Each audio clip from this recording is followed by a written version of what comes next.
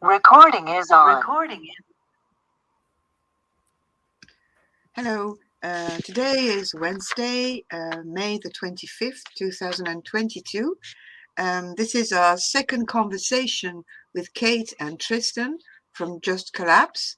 So we already met. So we had a first encounter, and we realized that we had a lot of things in common. And we went through these things today.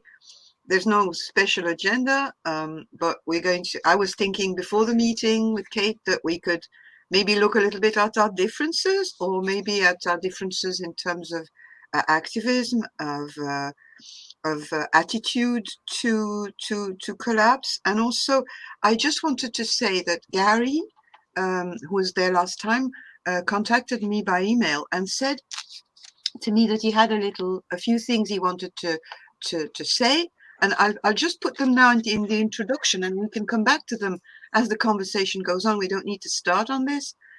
He said first he wanted to mention to you that our late friend Lord Hugh, who was our inspirer for all we're doing, had created in his mind mostly an alternate reality game that he meant to use as a means of activism. And we were talking about this method with a major environmental group, and we had started the embryo of quite an important thing. So Gary was suggesting that I would forward to you, Kate and Tristan, via Tostin, the document where he explains how an alternate reality game can be part of action.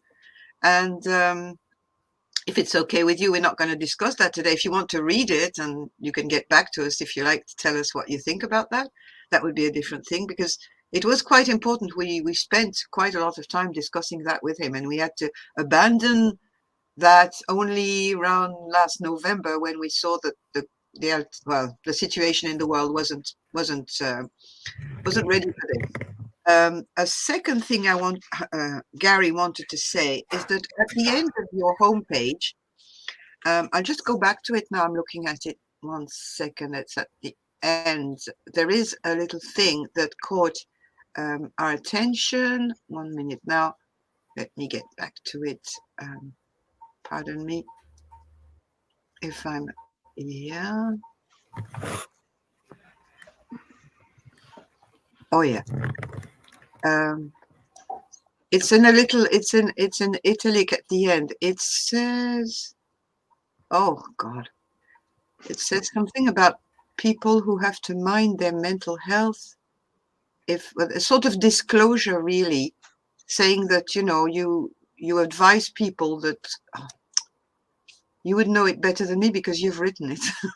I just can't find it as I am on the computer.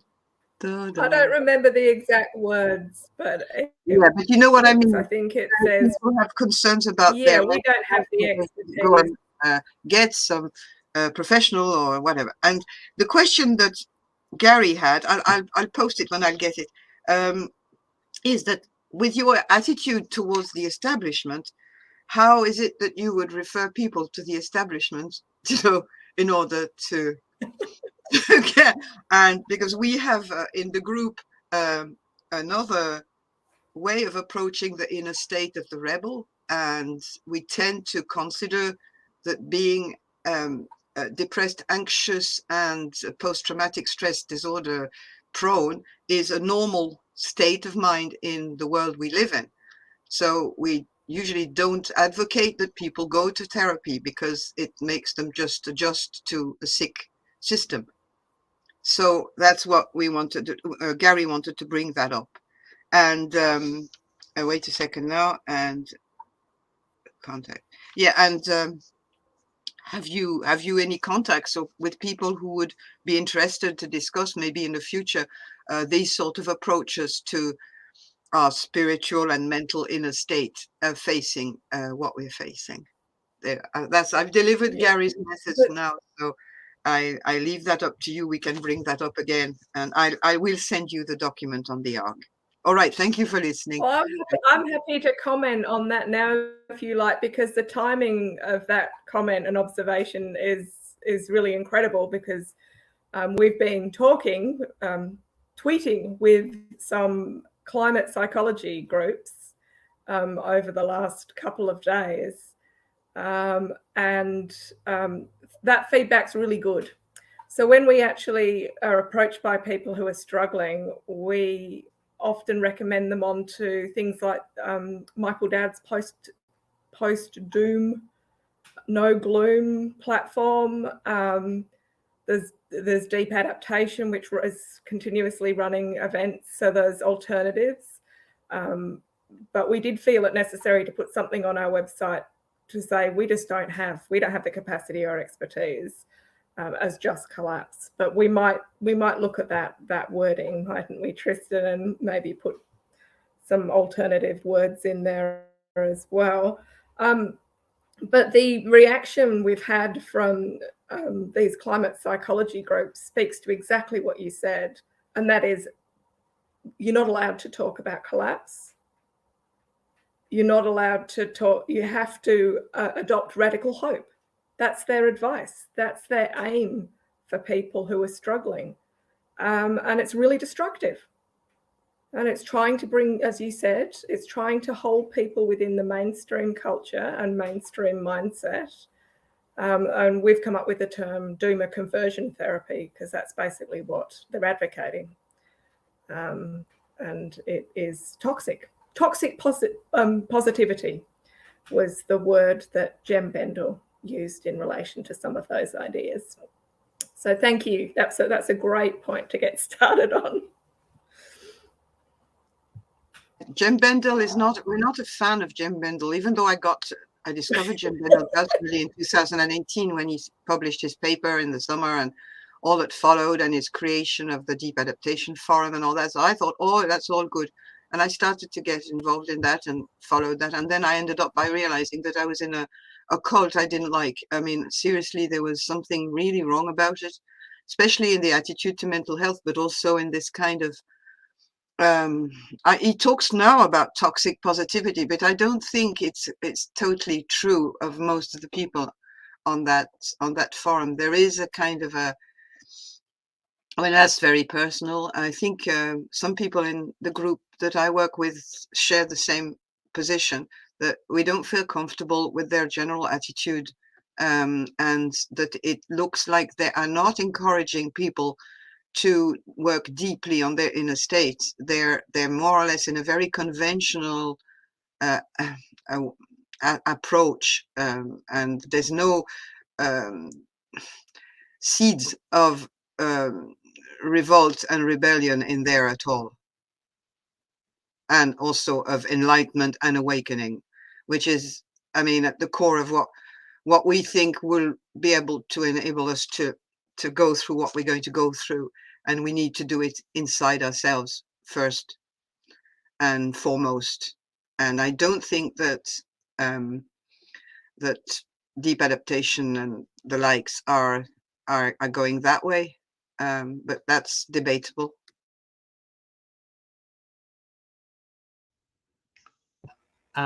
Yeah, look, I think it's a really interesting space that deep adaptation has opened up, and I don't necessarily want to critique deep adaptation, although I'm sympathetic to other people who've had negative experiences in that space. Definitely, I would also suggest that regenerative culture in Extinction Rebellion bore some of the same hallmarks, I would suggest, as deep adaptation. And in just my experience, rather than sort of saying that this is necessarily describes the whole of Extinction Rebellion or of deep adaptation, there's a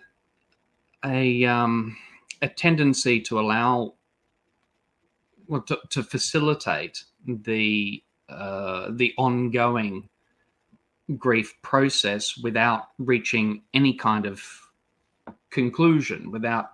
I don't think there is, that there is any sense of a destination or anything to be achieved. It seems to be more sort of vampiric and attempts to mobilize psychological power over other people. So that's just an experience that I've seen. So I relate that. But yes, that's our disclosure. Thanks. Yeah. So yeah, but lots of people are doing lots of different work in this regard around the anxiety and depression and etc. that comes with facing existential threat if you're collapse aware, and and death if you're collapse accepting.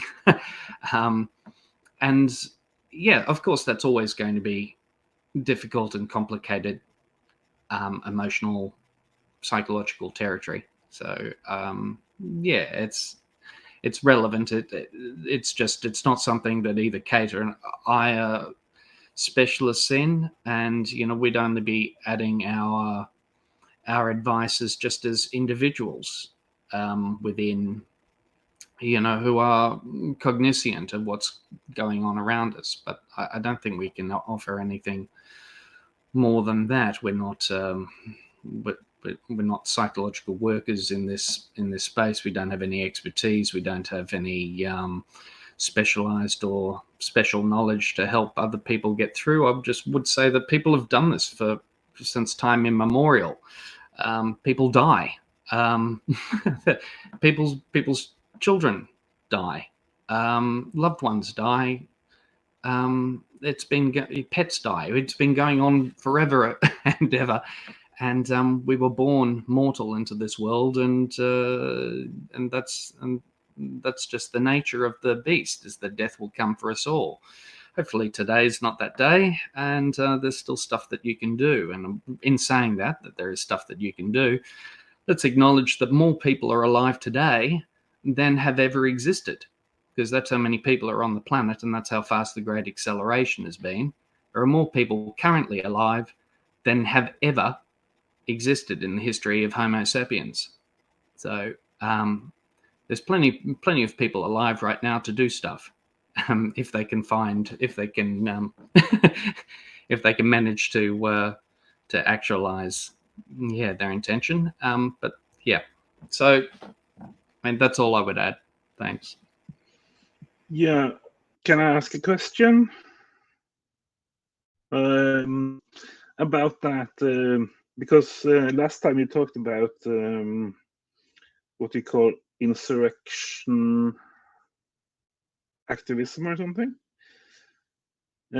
So maybe this community help, which sort of psychological or anxiety things are a part of, maybe that could, somewhere down the line become a part of the insurrection planning or projects that you talk about.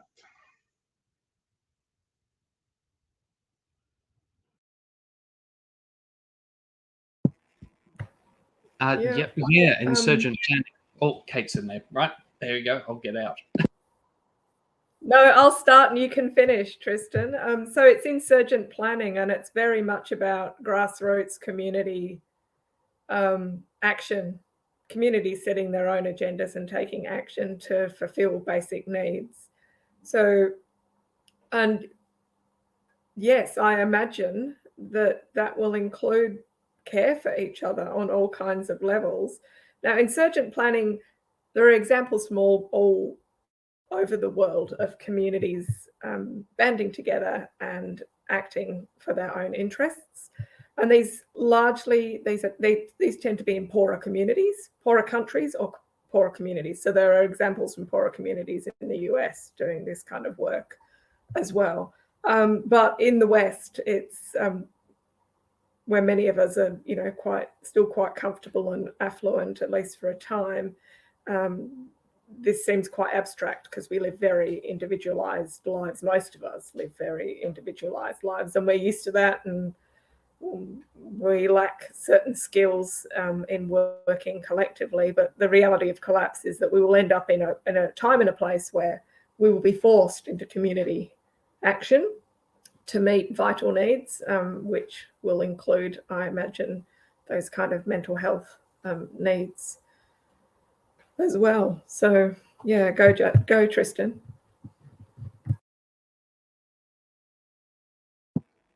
Thanks, Kate. Yeah, that's right. I mean, of course, that time is now. We acknowledge that we're in collapse, that other countries are experiencing collapse now, that civilizations prior to global modern techno-industrial civilization have experienced collapse. These, of course, include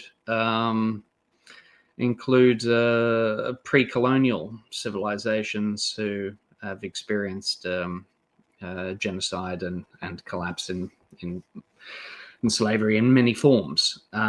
There's been much collapse prior to now. There is more collapse going on now, and there's more collapse to come.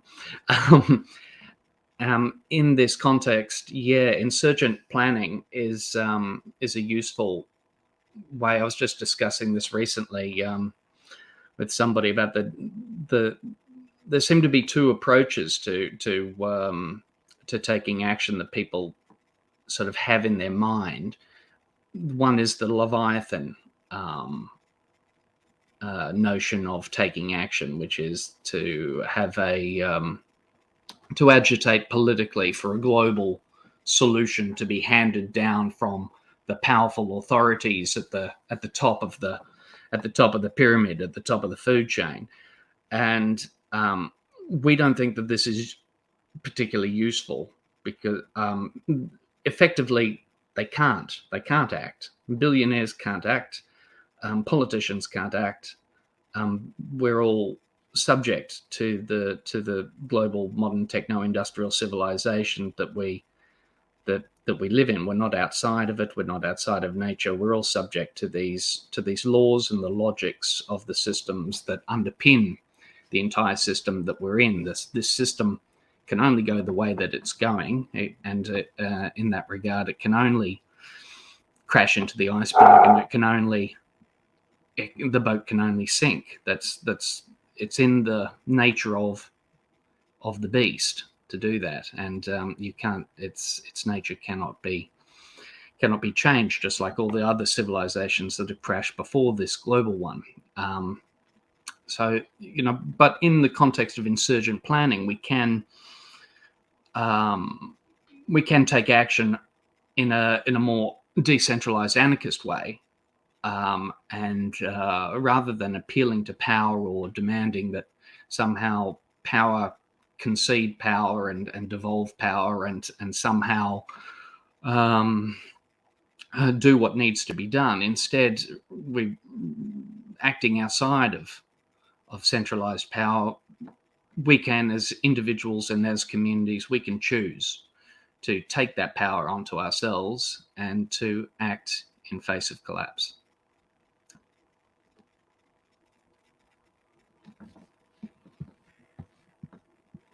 Oh, and that of course includes mental health care. So when there's no psychological systems or psychiatric wards or whatever, of course communities can rise to that challenge as well in an insurgent, anarchistic way.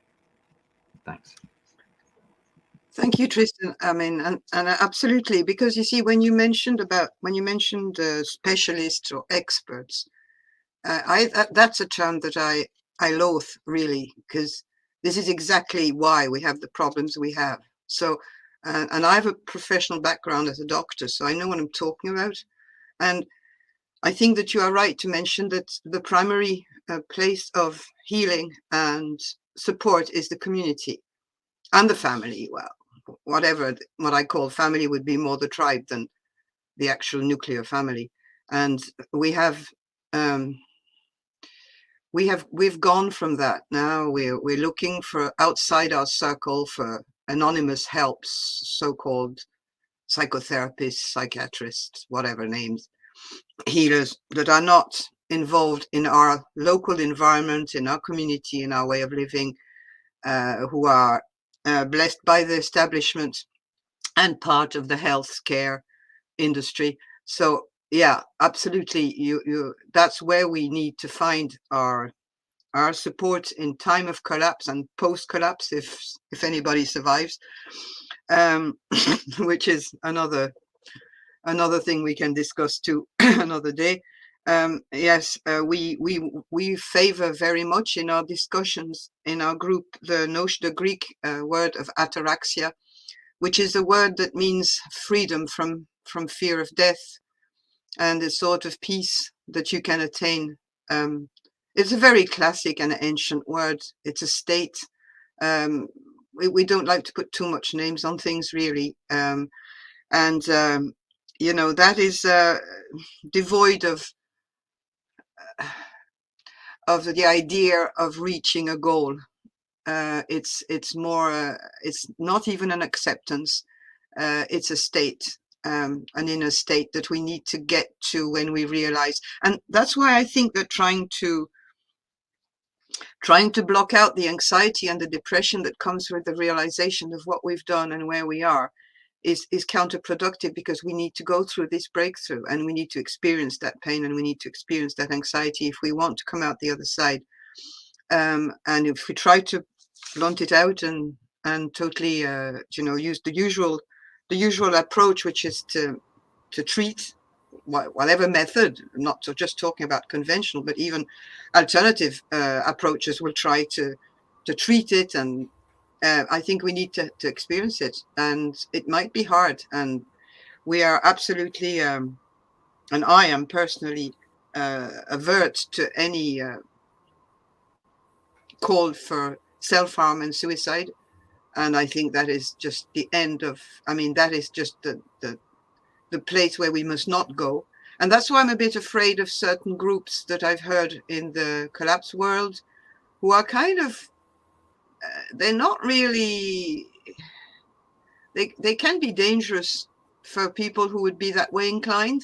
And particularly some people I was in contact on the Deep Adaptation Forum, the psychological forum. I think that those people would be noxious and dangerous for people who, and would block them from going through this experience, this transformative experience that we need to go through when we realized the existential threat we're in.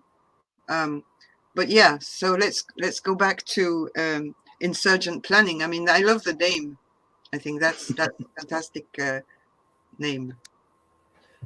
Yeah, I should say we definitely didn't come up with that name. That is a term that's used in academic literature to decide by academics from the global south and the global north to describe a particular set of activities. And I'm sure many of the communities that participate in insurgent planning don't even know that term, but it's kind of the explainer that's put into academic papers. But I'm absolutely with you on that process of moving towards what we would call collapse acceptance. Yesterday, I found myself explaining to one of these climate psychology groups on Twitter that talking about collapse might lead to being paralyzed. They were saying you can't do it because it paralyzes people, but that's a process. It's not an endpoint. Like, I was explaining to a group that's supposed to be made up of professional psychologists the grief process. Like, it's just absolutely bizarre. I'm a human geographer, okay? My knowledge of psychology comes from personal experience and a bit of Google.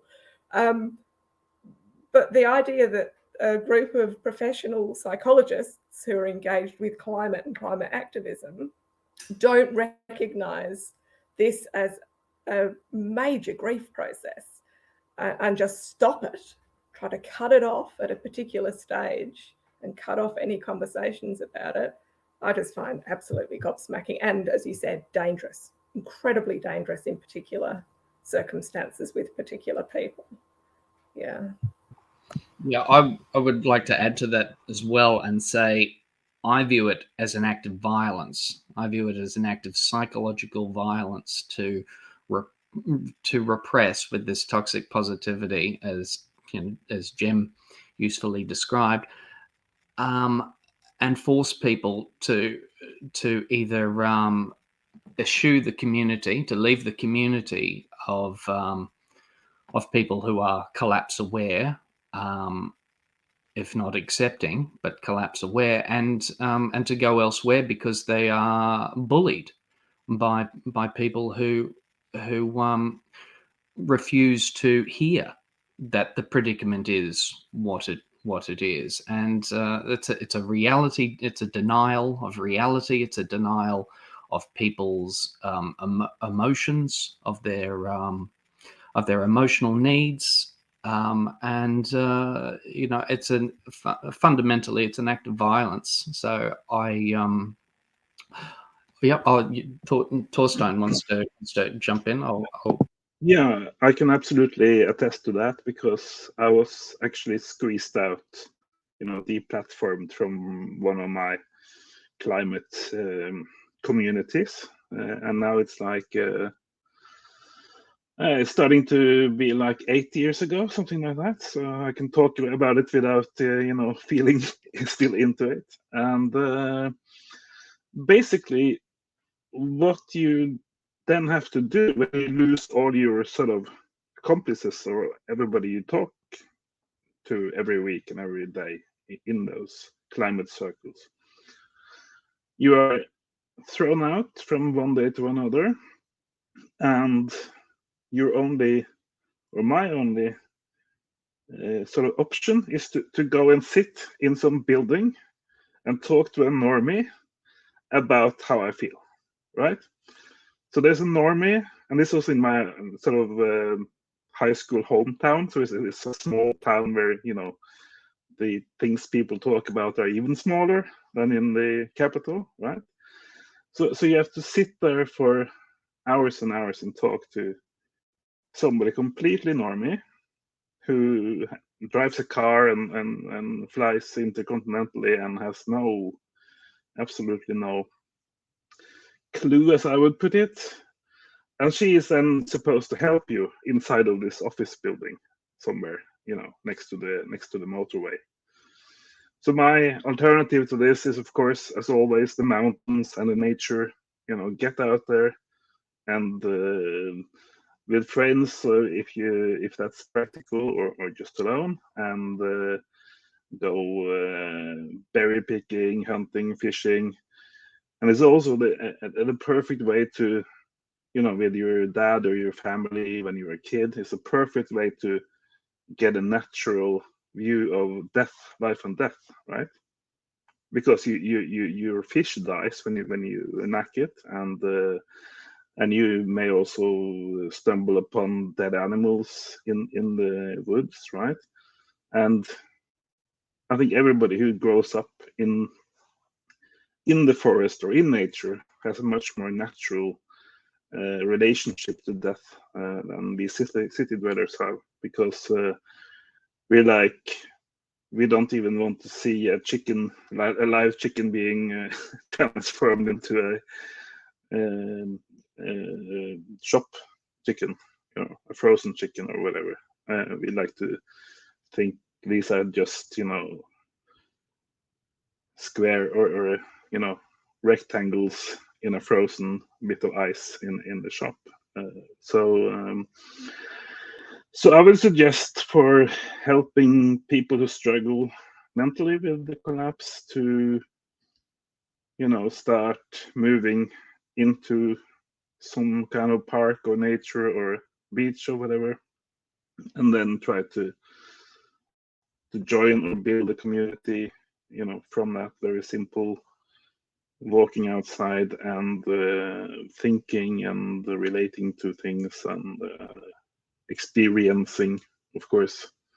Just don't bring, and you shouldn't just bring all your troubles with you to nature. You should also use nature as input, for changing your thought streams, or changing the inside in your head, because it's an inspiration as well as a place to go and breathe, right? So yeah, I would absolutely make that a big part of a future mental insurgency, or whatever you would call it. Thanks.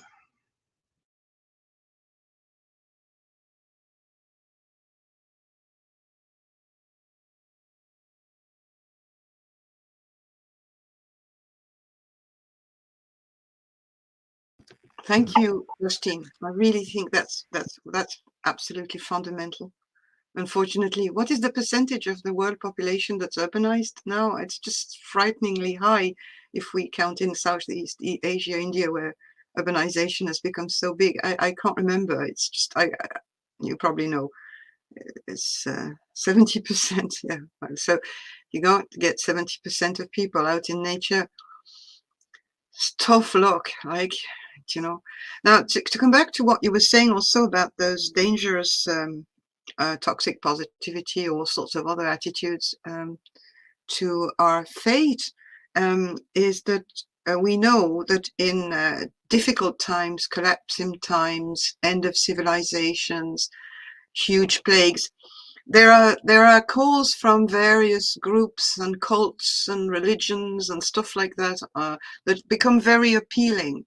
And we're going to see this happening more and more. We're going to see people turning to all sorts of more or less dangerous, or from my point of view, deadly cults. And we need to also be prepared for this, because I have seen, and you see, you mentioned Michael Dowd. I've listened a lot to his stuff the last few years, and I've seen how he's invited very interesting people who are a little bit in the same kind of echo chamber as he is, even though he's kind of varied, but you kind of always meet the same kind of, thing. Now, Michael Dowd is a Christian with a very, very, I think he was a preacher, or he's a kind of a religious person. And I hold a very cautious attitude towards any organized religion in terms of personal freedom and personal development and spiritual awareness. And I think that he's not, I'm not saying he represents any evil as such, but he represents a little bit what people will be faced with. Yeah, eco-theologian. But yeah, but are we going to advocate that people turn to an external source to awaken and liberate themselves, or are they going to turn inside themselves where they already have it?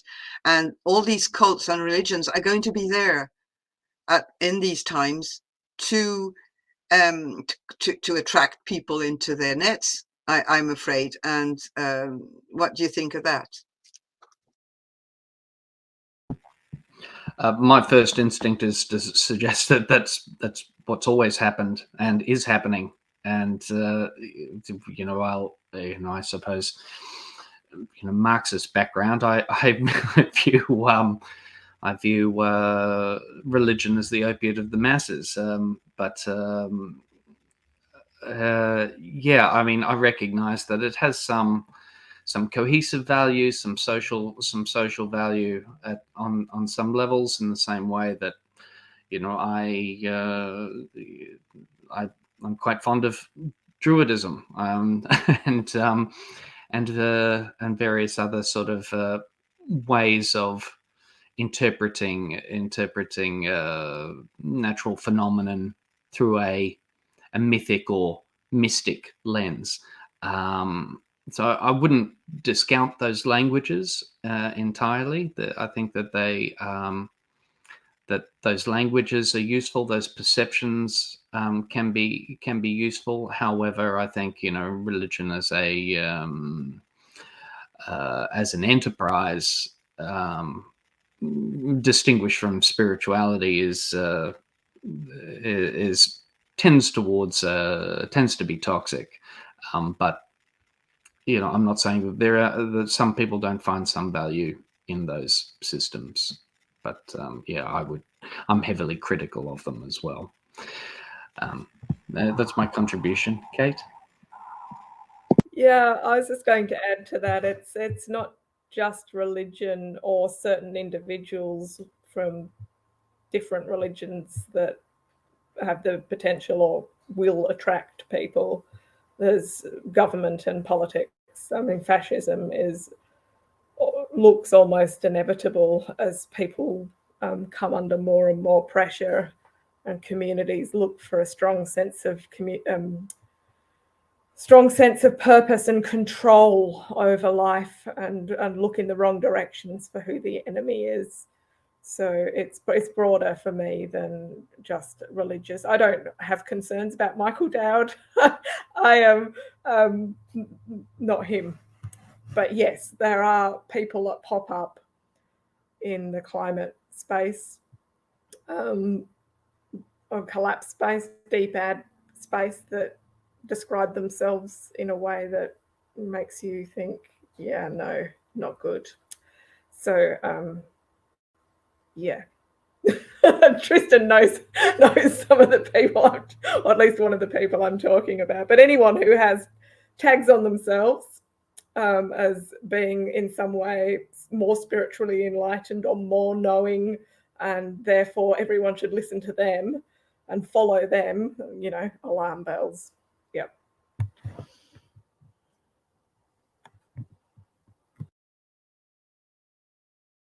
Yeah, stay small, stay local.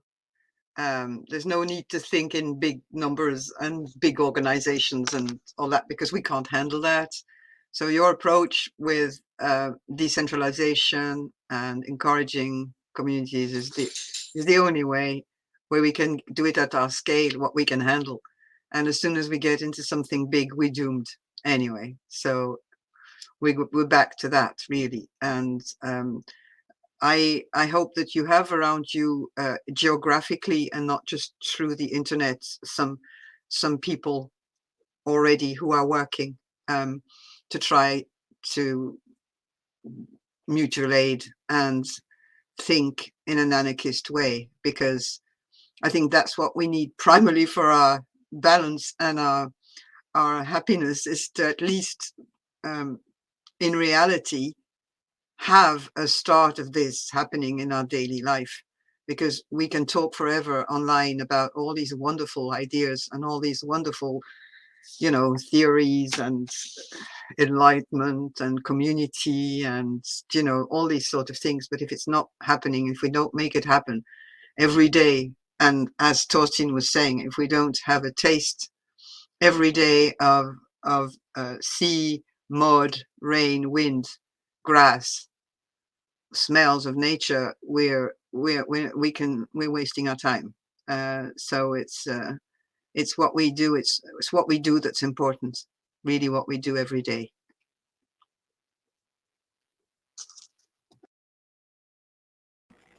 Yeah, look, I agree. I live in a very little town, a very little shed in a very little town, and I know I've done work on most of the streets in my town, and so I know a lot of people, and but the people on my street I know the best. There's only a couple of thousand people in my little town, but yeah, and in that regard, we quite often hop the fence and have drinks and light fire, and these people are, wouldn't agree with me about much, to be honest. But there's always room to find common ground, and I've found it less complicated talking collapse with people who would generally be described, I suppose, as semi-literate people, than with the environmental crowd. So I don't know what that's about, but it seems to be some sort of, Kate might have some theories on this, but yeah, I find it easier talking to regular people than to people who are heavily invested in there being some kind of heroic outcome. I don't believe there will be a heroic outcome. I don't think there's any chance of there being a heroic outcome. But yeah, anyway, yeah, totally. I think people should talk collapse in their communities and you know, and see what kind of amazing and wonderful responses they get. I've had some good responses. I've had some negative ones, but yeah, it's really important to be part of your community and to talk about issues with them. So I advise everybody to do that. I'll hand on to Kate. So I have to tread a little bit carefully here. So I work at a university and I have at times talked collapse with my colleagues. So I'm surrounded by people who have expertise in ecology, environmental management, physical geography, human geography, planning, climate change. Climate change is an overarching kind of glue that fits a lot of the people I work with together, that concern. And yeah, there's a lot of resistance. I think that's what I'll say. There's a lot of resistance and a lot of very deliberate blanking out. So it varies from person to person, but yeah, blanking and denial is a common response from people with expertise in climate change, sustainability, and environment. A call for positivity. Shouldn't talk about negative stuff. Shouldn't use the word collapse. Not everyone. This is not broad brush. Different people have different responses, but these are the experts, and they find it very challenging on a number of levels. Obviously, it's challenging on a personal level. There's no denying that, and we've talked about, it's a process to get into collapse acceptance, and not necessarily a very easy process. But it's also challenging to people on a professional level if they work in it, because a lot of these people are very well intentioned.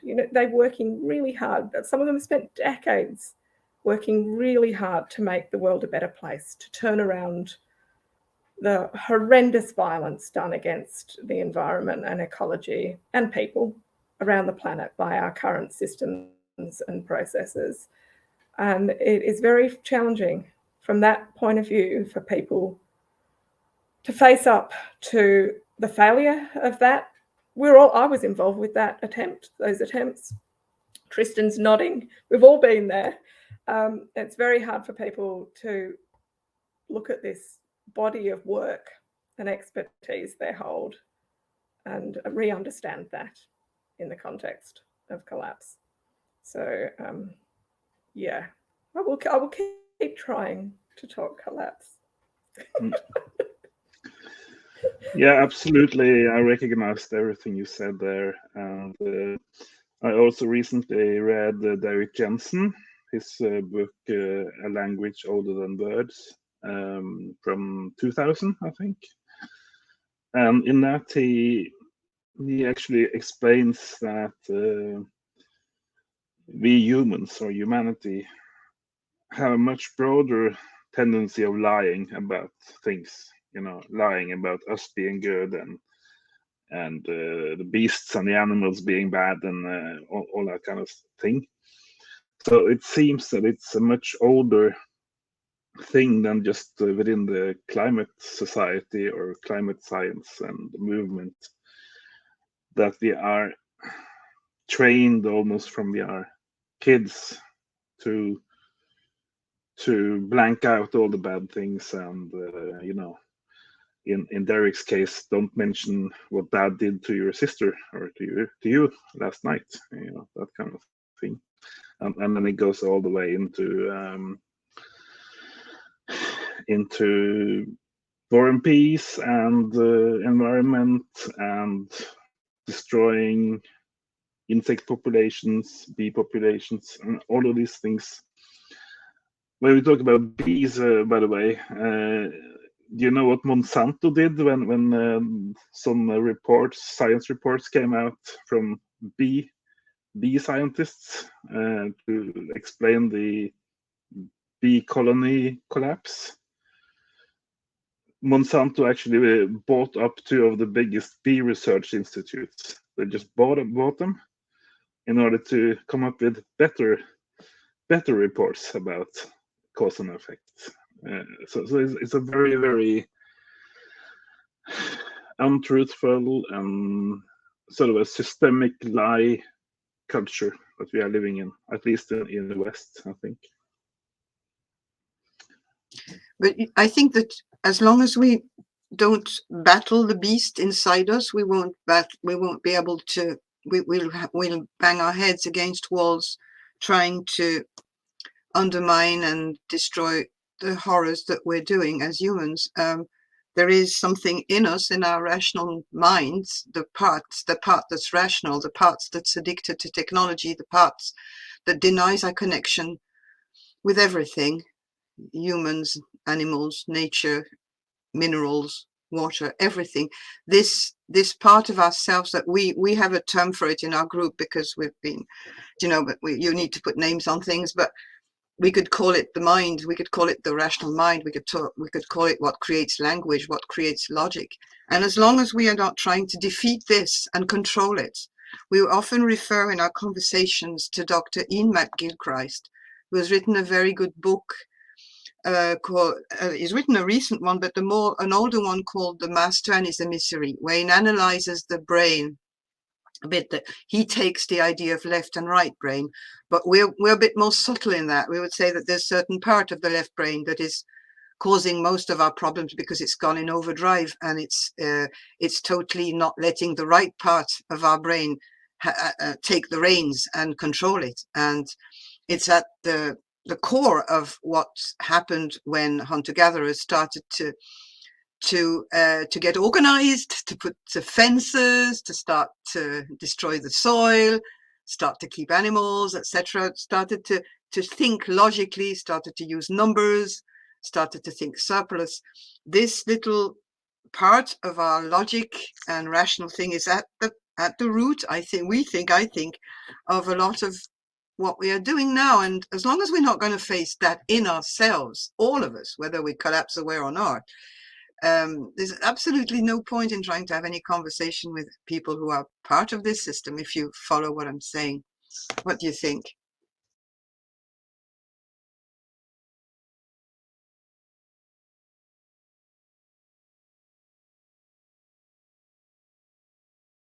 Sorry, Kate's waiting for me to respond, I think. Sorry, can you hear me? Yeah. Oh, okay. Yeah. So many complicated ideas. I don't know. I don't really know where to start. Yeah. I don't think I can contribute. No worry. I was just rambling on things that I'm thinking about a lot, and that we discuss a lot between us. And I just don't know if I introduced it maybe too bluntly and without enough background to explain really what I'm just jolting things out there, and we can pick that up again another time. But I think that I was listening to Kate and how she is probably dedicated and meeting people who are dedicated, who really think that they're doing something in the world. And I've met some people like that, and I really love them to bits. But what I find in myself and what I find in others is that as long as you haven't started to recognize in yourself this thing that disconnects us with nature, this lack or this suppression or this inability, you will not be able to come to terms with what other people are doing or thinking. You need to look inside. That's really it is. That's why activism is also a personal quest, as much as, and you need to know that, and you need to know yourself. You need to know it inside. Have a really, really honest look at where you are, and you can then embrace much more areas of activism and it's a long road. I'm not saying that I'm there, I'm not, but you know, I'm just trying to take that into consideration. Yeah, look, I think that's a valuable thing to do at any time in any context. So, so you know, that's always going to be useful and potentially, you know, particularly useful given given the state of our predicament. So, yes, yes, I'd support that. Kate. So it reminds me of some of the conversations within the collapse community about how activism can become more sustainable in the context of collapse, because understanding collapse requires you, accepting collapse requires a level of integration in your life that can sometimes be missing, or has sometimes perhaps been missing in activism in a non-collapse world where people burn out. You know, it's not an uncommon experience that people absolutely flog themselves in an attempt to get outcomes. Often it gets really huge odds, and it can be devastating for individuals and groups, obviously. But there has been conversations in the collapse community that collapse activism kind of frees you from some of that pressure of having to flog yourself to have a particular win or achieve some kind of goal, because accepting collapse, you're living life. You're trying to live life to the fullest in whatever time frame we have left, more attentive to the day-to-day. So there's conversations that collapse activism kind of frees you up from that risk of burnout, because, you know, going outside, as everyone's been talking about, and experiencing some kind of joy or pleasure in the natural environment, and being grateful for that opportunity in the context of collapse, is a form of action. It's a form of activism. It's not necessarily the be all and end all, but it is caring for your child, which, if you've got children, you have to do. You do every day. In the context of collapse, that's a form of activism. So, yeah, I think collapse opens up the parameter for activism. It's not just getting 10,000 signatures on a petition or locking onto a piece of machinery and ending up in jail. You know, under particular circumstances for particular people, all those kinds of devices and tools are undoubtedly still useful, but collapse broadens that, and it becomes more of a whole of life dedication, where there's no separation between kind of the domestic, homely life and the outside work of what we'd normally associate with activism.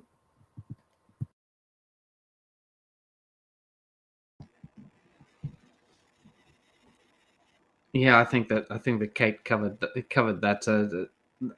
I would just say that the small relative justices can be achieved day to day in your community, in your workplace, in your home. The heroic victory and the Leviathan approach, I think is a non-starter, and but we can still achieve lots of justice as in communities and as individuals and families, and we have to look for the small relative justices that are achievable in this context. Thanks, Kate.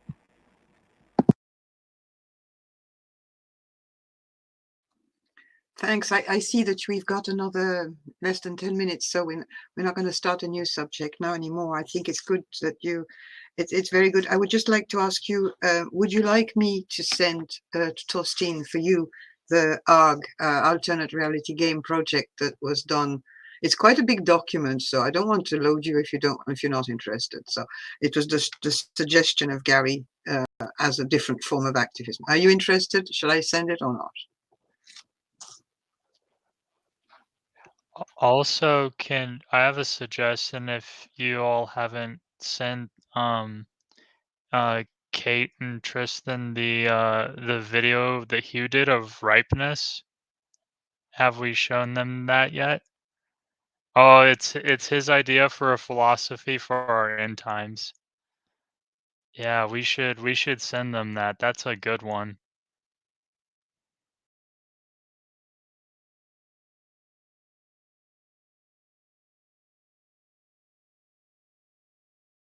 Okay, I'll send you that, Tostin, and you can forward it to Kate and Tristan if you want to have a look at that when you have time, because you're probably very busy. Yeah, just send it through me, but don't expect me to understand it. So I can be a postman, a mailman. That's great. Thank you. It's very generous of you to share your resources, and we'll get back to you at some stage with thoughts and ideas, hopefully. And we would like to share your website and our own subreddit, because I think some people who visit our sub would be interested, even though we have posted the meeting that we had with you before. I'd like to just maybe direct some people to this, especially from your part of the world, because I think we have a few people from down under who are visiting us and who might be interested in what you're doing. So, and if you have any other things that you think we would be interested in, please share, and be happy to. But I haven't finished exploring everything you've written on your website soon. So yeah, I don't know how good a job we did of getting to differences over the last hour. maybe we've just got too much in common. Of course we have. But definitely interested in exploring those at another occasion, and very thankful to be part of an online community. That's that it's obviously it's great to be part of your local community, but every now and then it's like a sanctuary to have this global global network of intelligent human beings to be able to connect with. So thank you very much for talking with us again.